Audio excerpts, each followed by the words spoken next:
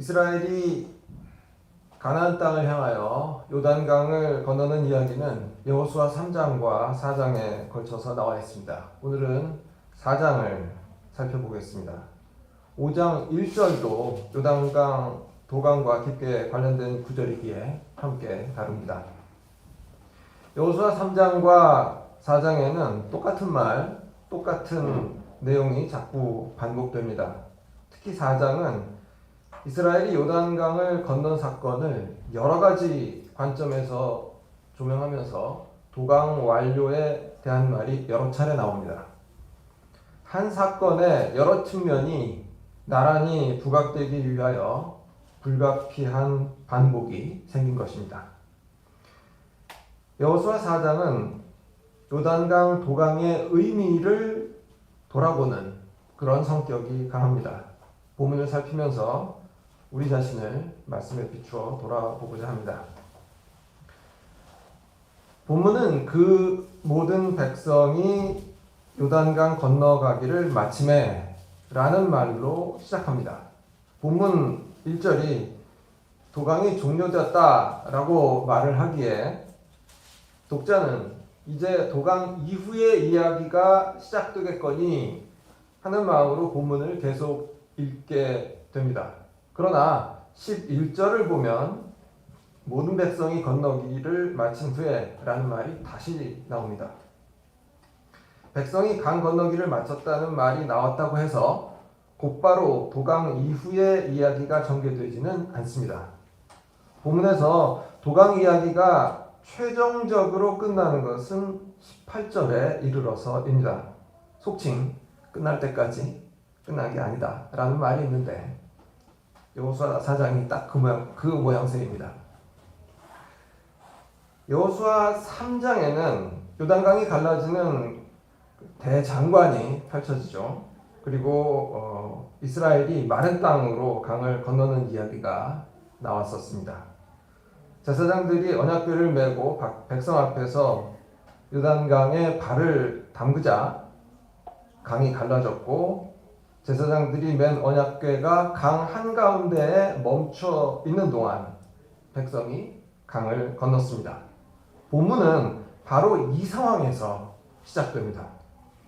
백성은 모두 강을 건넜고 제사장들은 아직 언약궤를 맨 채 강 한가운데에 서 있는 상태입니다. 1절에 나오는 그 모든 백성이 요단을 건너가기를 마침에 라는 말은 언약궤를 맨 제사장들을 제외한 모든 사람들이 도강을 완료했다라는 뜻입니다. 이때 하나님께서는 여호수아에게 명령하셔서 백성의 각 지파당 한 사람씩 12사람이 강으로 들어가서 12개의 돌을 가져오도록 하십니다. 3절 말씀입니다. 그들에게 명령하여 이르기를 요단 가운데 제사장들의 발이 굳게 선 그곳에서 돌 12를 택하여 그것을 가져다가 오늘 밤 너희가 유숙할 그곳에 두게 하라 하십니다. 이 12명의 선발에 대해서는 3장 12절에 이미 언급한 바가 있습니다. 거기에는 12명을 택하는 것에 대한 이야기만 나왔었고 왜 12명이 선택되는가에 대해서는 아무 말이 없었습니다. 이제 본문에 택해진 그들이 할 일이 무엇인지가 나옵니다. 그들이 할 일은 제사장들이 서 있는 곳에서 12개의 돌을 가져오는 것입니다. 3절에서 하나님의 명령을 받은 여호수아는 택해진 12명에게 그 명령을 전합니다. 5절 말씀입니다. 그들에게 이르되 요단 가운데로 들어가 너희 하나님 여호와의 궤 앞으로 가서 이스라엘 자손들의 지파 수대로 각기 돌 한 개씩 가져다가 어깨에 매라. 이 명령에서 주목해야 할 것은 선발된 12명이 돌을 취한 곳이 여호와의 궤 앞이라는 점입니다. 요단강 물은 북쪽으로는 역류해서 벽처럼 세워졌고 그래서 이제 쌓여 있고 남쪽으로는 계속 흘러가서 마른 땅이 드러나 있습니다. 이스라엘 백성은 강 서편으로 모두 옮겨왔고 마른 땅이 드러나 있는 그 강 한가운데에는 제사장들만 언약궤를 맨 채 서 있습니다. 본래 강물이 있던 바닥에는 어디에나 돌들이 널려 있습니다. 그런데 하나님은 그 돌들 중에서 임의로 12개를 가져오라고 하지 않으시고 언약궤가 있는 곳으로 가서 거기서 돌을 취하라고 명하십니다. 이것은 요단강이 언약궤 앞에서 갈라졌다라는 사실을 환기시킵니다. 다른 말로 하자면 하나님 앞에서 요단강이 갈라져 이스라엘이 강을 건널 수 있었던 사실이 환기되는 것입니다. 각 지파를 대표하는 12명은 이 돌들을 어깨에 메고 운반합니다. 돌을 어깨에 맸다라고 하는 것은 그 돌들의 크기가 작지 않았음을 의미합니다. 이 돌들의 용도가 무엇인지는 6절과 7절에 나옵니다. 제가 읽어보겠습니다. 6절, 7절. 이것이 너희 중에 표징이 되리라. 후일에 너희의 자손들이 물어 이르되 이 돌들은 무슨 뜻이냐 하거든 그들에게 이르기를 요단물이 여호와의 언약궤 앞에서 끊어졌나니 곧 언약궤가 요단을 건널 때에 요단물이 끊어졌으므로 이 돌들이 이스라엘 자손에게 영원히 기념이 되리라 하니라. 이 돌들은 일종의 기념비로서 역할을 하게 됩니다. 요단강 도강을 지금의 세대만 아니라 후대에도 기억하도록 이 돌들이 기억장치가 되는 것입니다. 여호수아는 돌을 취하여 운반할 사람들에게 그들의 하는 일이 무슨 의미인지 이것을 미리 말합니다. 그렇게 해서 그들이 영문도 모르고 돌을 옮기지 않도록 배려합니다. 그들이 옮기는 돌이 일종의 기념비로서 기억하게 하는 것이 무엇입니까? 여호수아의 말에서 강조되는 것은 언약궤입니다. 여호수아는 이스라엘이 요단강을 건넌 사건의 핵심으로서 언약궤를 가리킵니다. 7절에는 요단물이 끊어졌던 것이 2번 이야기가 되는데 그 물을 끄는 원인자로서 2번 다 언약궤가 언급됩니다. 특히 언약궤가 요단강을 건넌 주체로 이야기되는 것은 주목할 만합니다. 7절에는 요단강을 건넌 주체로서 이스라엘이 아예 언급조차 되지 않습니다. 요단강을 건넌 것은 언약궤이고 강물은 그 앞에서 끊어졌습니다. 기념비가 될 12개의 돌을 다른 곳이 아닌 언약궤가 있는 곳에서 취하라는 명령이 그럴 만한 이유가 있었던 것입니다. 언약궤에 대한 이와 같은 강조는 언약궤라는 물건에 대한 강조는 아닙니다. 언약궤를 통하여 하나님의 임재가 가시화되었고 언약궤가 위치한 그곳에서 하나님께서 권능을 행하셨다라는 것이 관건입니다. 8절에는 여호수아의 명령이 이행되는 내용이 나옵니다. 8절 읽어봅니다. 이스라엘 자손들이 여호수아가 명령한 대로 행하되 여호와께서 여호수아에게 이르신 대로 이스라엘 자손들의 지파의 수를 따라 요단 가운데에서 돌 12를 택하여 자기들이 유숙할 곳으로 가져다가 거기에 두었더라. 이 구절의 내용 중에는 별다른 어려운 내용이 없습니다. 다만 우리가 이 구절에서 주목해야 할 것은 이 명령을 이행하는 주체가 누구냐 하는 것입니다. 앞서 여호수아는 각 지파에서 선발된 12명에게 명령을 내렸습니다. 그리고 그 명령대로 행한 것도 이 12명입니다. 그런데 8절은 명령을 이행한 주체를 이스라엘 자손들이라고 말합니다. 여기에는 돌을 옮겼던 12명이 온 이스라엘을 대표한다는 의미가 깔려 있습니다. 도강을 완료한 이스라엘은 자기들의 대표자들이 다시 강 한가운데로 들어가 언약궤 가까이에서 돌을 취해서 어깨에 메고 돌아오는 것을 보았습니다. 돌을 옮긴 것은 12명이지만 온 이스라엘이 이 일에 참여한 것입니다. 여호수아 4장 끝에는 여호수아가 이 돌들의 의미를 이야기하는 장면이 한 번 더 나옵니다. 거기에서는 지금과는 다른 것이 강조됩니다. 이건 잠시 후에 살펴보겠습니다. 9절에는 여호수아가 요단강 한가운데, 즉 제사장들이 서 있는 곳에도 12개의 돌을 세웠다는 말이 나옵니다.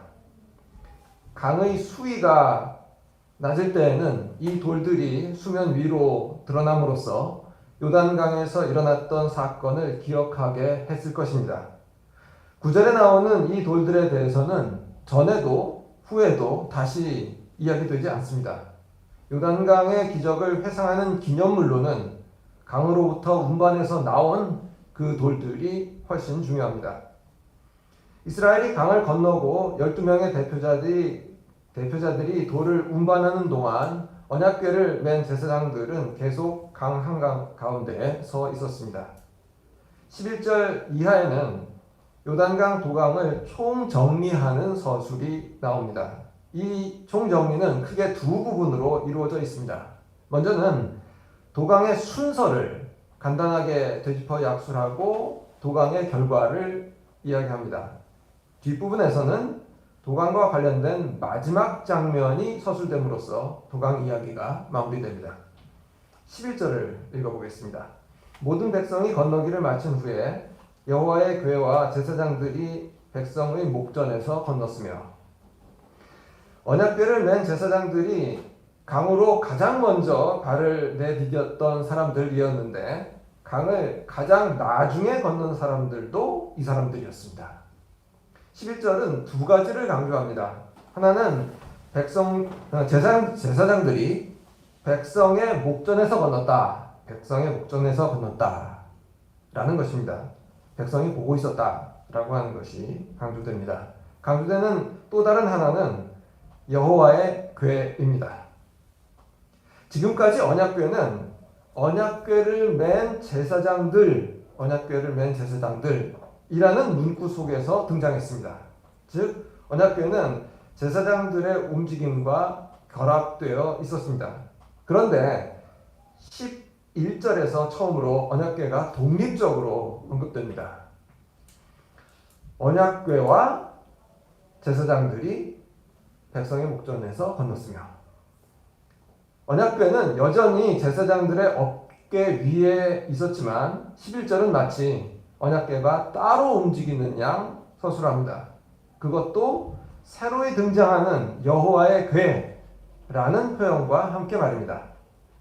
11절은 여호와의 궤가 먼저 건너고 제사장들이 그 뒤를 따르는 것 같은 착각을 일으킬 만한 문장을 보여줍니다. 요단강 도강 사건에서 가장 중요한 것은 언약궤의 위치입니다. 언약궤의 움직임과 멈춤, 그리고 다시 움직임이 강물의 끊어짐과 백성의 도강, 그리고 강물의 다시 흐름을 결정합니다. 그리고 백성은 언약궤의 이 움직임과 멈춤과 재차 움직임을 주목합니다. 모든 일이 백성의 목전에서 일어납니다. 백성이 여호와의 궤를 통해 여호와의 일하심을 보게 되는 것입니다. 12절 13절은 강을 건넌 백성 중에서도 누가 가장 먼저 강을 건넜는지 이야기합니다. 그것은 루벤 자손과 갓 자손과 므낫세 반지파입니다. 이 두 지파 반은 이미 요단강 동편의 땅을 분배받은 상태입니다. 그러나 그들은 나머지 9지파 반이 차지할 땅의 정복을 위하여 무장을 하고 선봉에 서서 강을 건넙니다. 그들은 자기의 가족을 요단 동편의 땅에 남겨두고 전사로서 강의 서편으로 향하는 것입니다. 13절은 그들의 수가 4만 명가량이었으며 그들이 여호와 앞에서 건너가 싸우려고 여리고 평지에 이르렀다고 말합니다. 결의에 찬 그들 뒤에서 강을 건너는 나머지 지파들이 얼마나 큰 희망으로 부풀어 있었을지는 쉽게 짐작할 수 있습니다. 하나님께서 강물을 막아 세워 그렇게 열어놓으신 길로 형제들이 무장을 하고 앞서가는 모습을 보면서 그들은 안식의 땅을 주겠다는 하나님의 약속이 곧 실현되겠구나 하는 희망을 가졌을 것입니다. 이는 다른 한편으로 여호수아에 대한 백성의 자세에 결정적인 영향을 미쳤을 것입니다. 14절입니다. 그날에 여호와께서 모든 이스라엘의 목전에서 여호수아를 크게 하심에 그가 생존하는 날 동안에 백성이 그를 두려워하기를 모세를 두려워하던 것 같이 하였더라. 요단강 도강이 전적으로 하나님의 권능으로 이루어진 일이기는 하지만 그 모든 과정은 여호수아의 명령을 통해 이루어졌습니다. 모세가 죽은 후 그 뒤를 잇는 여호수아가 이스라엘의 지도자로서 감당해야 할 첫 번째 임무가 바로 요단강을 건너는 일이었습니다. 이 임무가 마무리되는 시점에 하나님은 여호수아를 모세와 동급의 지도자로서 이스라엘에게 인정받게 하셨습니다. 15절부터 18절까지는 요단강 도강과 관련된 마지막 장면이 나옵니다. 이 장면에서도 하나님은 여호수아에게 말씀하시고 여호수아가 제사장들에게 명령하는 모양새가 다시 나옵니다. 요단에서 올라오라는 하나님의 명령에 따라 언약궤를 맨 제사장들이 요단에서 나와 육지를 밟는 순간 강물이 원래의 모습대로 다시 흘러 언덕에 넘치게 됩니다. 이 장면은 요단강 도강이 완결되었음을 보여줍니다. 도강이 완전히 끝났다는 점은 이 장면에서 사용되는 동사를 통해서도 실감할 수 있습니다. 15절 이전에는 요단강 도강을 가리키는 단어로 건너가다라는 동사가 지속적으로 사용되었습니다. 이것은 여호수아서의 시작부터 4장 14절에 이르기까지 계속 해당하는 사항입니다.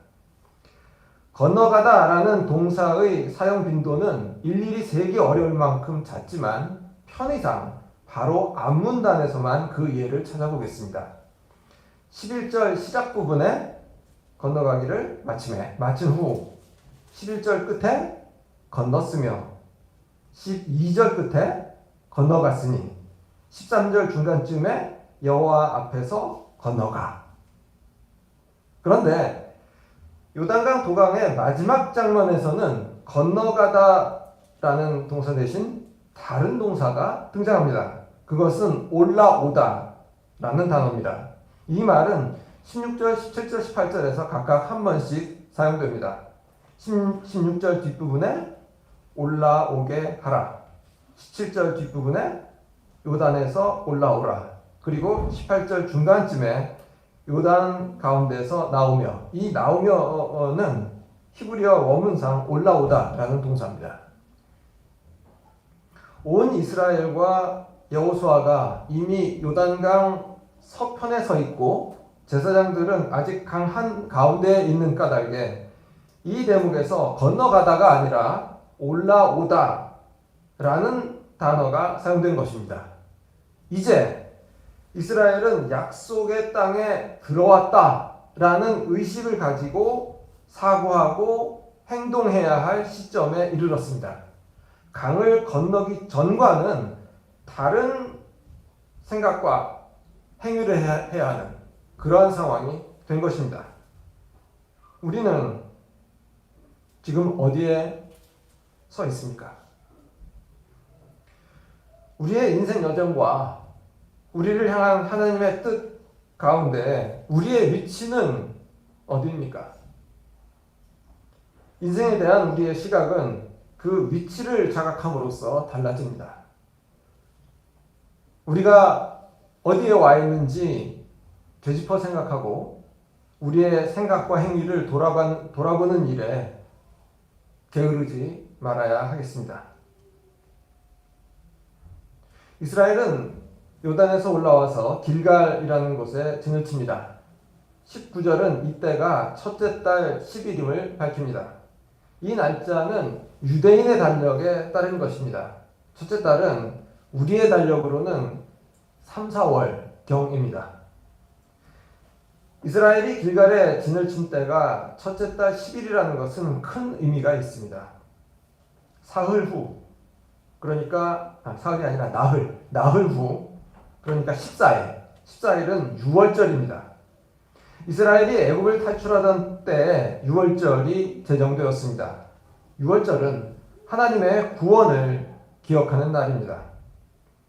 그들은 애굽을 나온 지 40년이 지난 때에 마침내 가나안 땅에 이르러 다시 유월절을 맞습니다.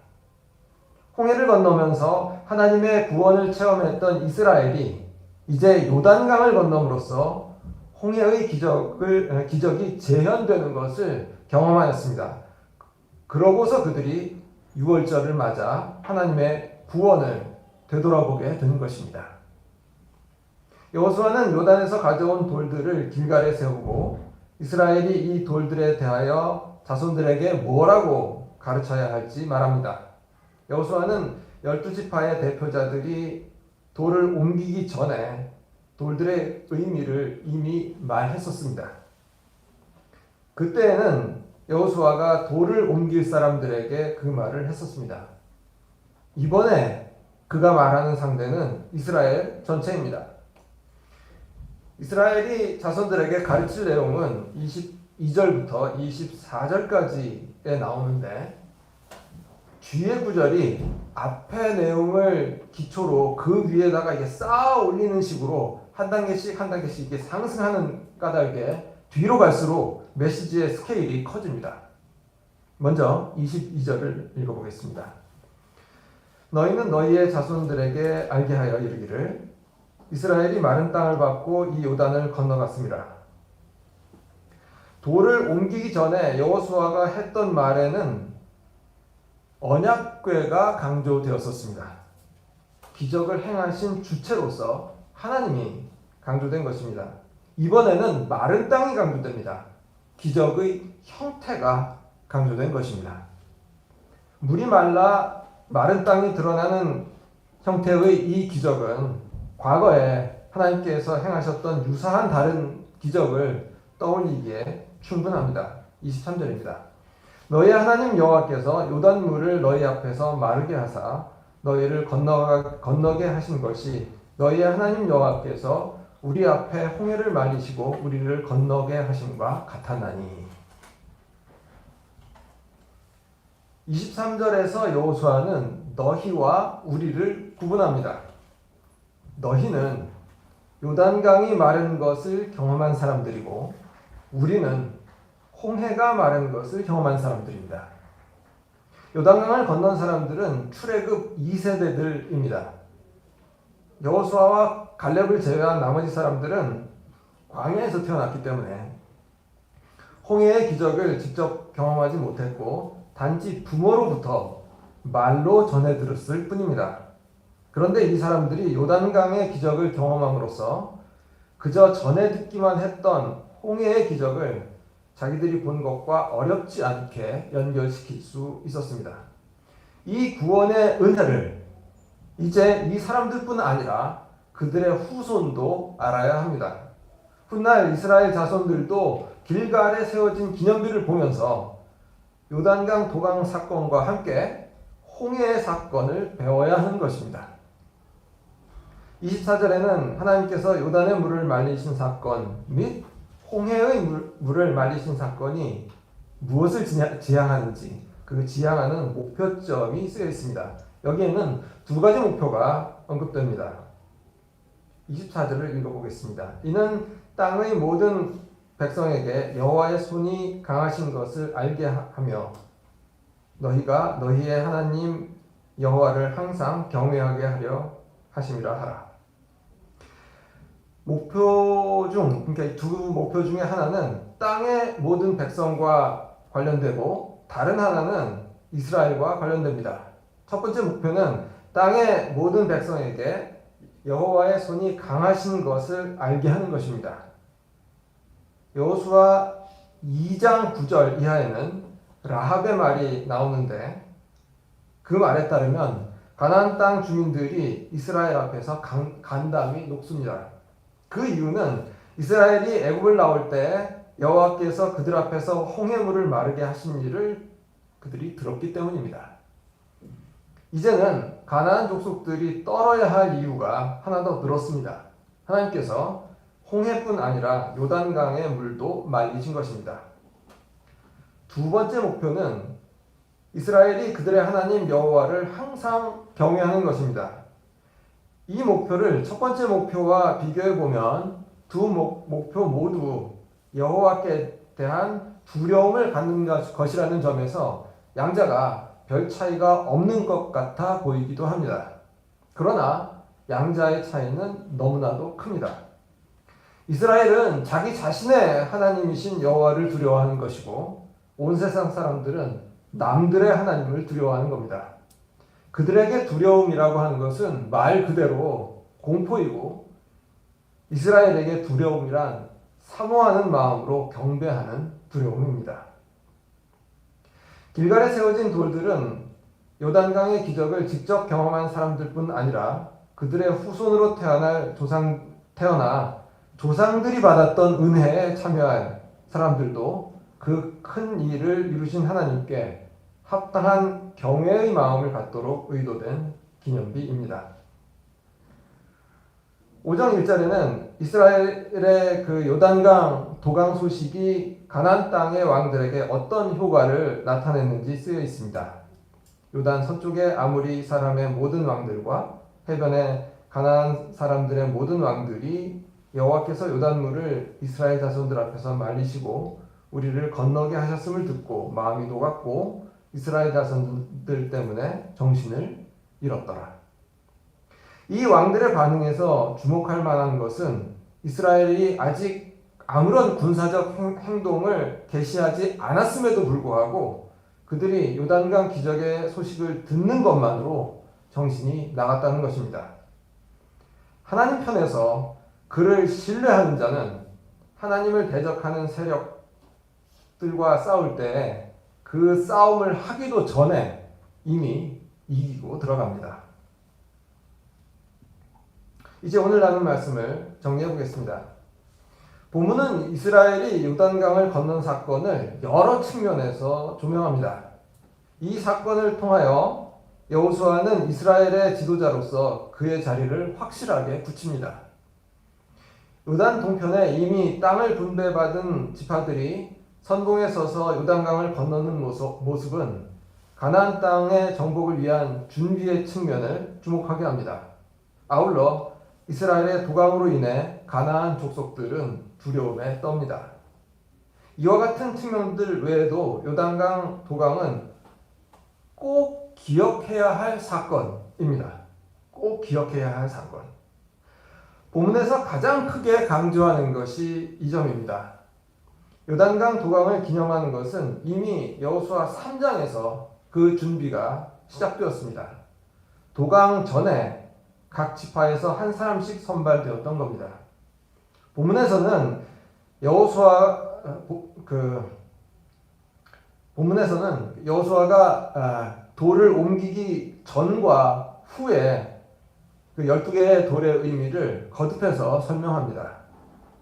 길갈에 세워진 기념비는 과거를 기억함으로써 자기 자신의 현재 위치를 자각하게 합니다. 이 기념비는 이스라엘이 이전에 강 저쪽 편에 있었던 것과 더 나아가서 홍해 건너편에 있었던 것을 회상하게 하고 이제는 여기에 있다라는 사실을 깨닫게 합니다. 이 기념비가 세워지지 않았더라면 희미하게 기억 저편으로 휘발해 버릴 수도 있었던 것을 의식적으로 붙잡아주게 하는 것입니다. 우리는 지금 어디에 있습니까? 또 우리는 전에 어디에 있었습니까? 달라진 위치는 다른 사고와 다른 행위의 기초가 됩니다. 내가 지금 어디에 있는지 자각하지 않고는 새로운 삶을 살지 못합니다. 기념비는 이러한 자각을 돕는 기억장치의 역할을 합니다. 우리에게도 길갈의 기념비와 같이 우리가 받은 구원의 기억을 간직하도록 돕는 기억장치가 있습니다. 그것은 예수께서 제정하신 세례와 성찬입니다. 교회에서 세례와 성찬을 거행할 때마다 우리는 우리의 달라진 위치를 재차 생각하는 계기로 삼아야 할 것입니다. 하나님께서 베푸신 구원의 은혜를 끊임없이 돌아보고 자손에게 가르치는 일은 교회가 세상 끝날까지 해야 할 일입니다. 젊은 우리들은 이 일을 감당할 사람으로 준비되어야 합니다. 하나님께서 우리에게 베푸신 구원의 은혜를 늘 상기하는 우리가 되기를 바랍니다. 우리가 어디에 있는지 자각하고자 항상 애쓰기를 바랍니다. 그리하여 새로운 삶의 자리에서 벗어나지 않고 생활하기를 간절히 바랍니다. 기도하시겠습니다.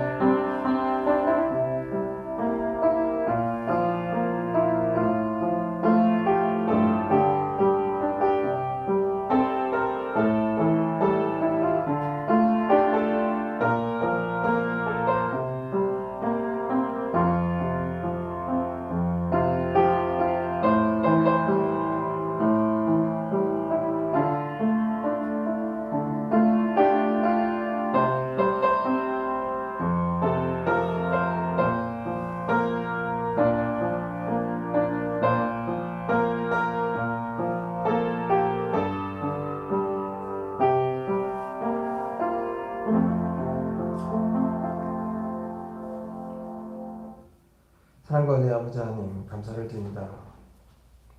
하나님께서 우리에게 베푸신 구원의 크신 은혜를 우리가 늘 기억하면서 살게 하여 주옵소서. 우리가 어디에 있는지 늘 자각함으로써 새로운 삶의 자리에서 벗어나지 않도록 우리를 붙잡아 주시옵소서. 예수 그리스도의 이름으로 기도드리옵나이다. 아멘.